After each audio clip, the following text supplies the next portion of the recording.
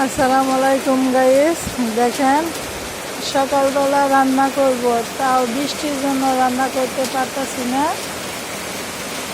অনেক বৃষ্টি হচ্ছে আমাদের দেশে। আমরা টাঙ্গাইল জেলায় ধনবাড়ি থাকি। এই সময় যে এত বৃষ্টি হয় আগে জানা ছিল না।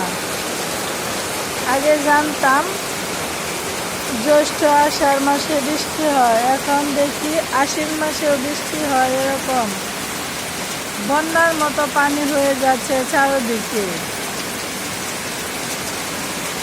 কিভাবে রান্না করবো আজকে সেটাই বুঝতে পারতেছি না।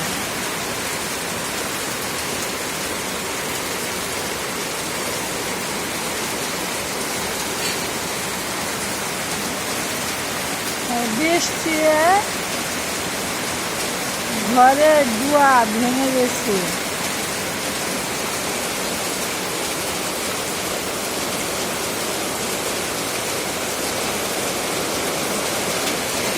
এত বৃষ্টি, দেখেন অবস্থা।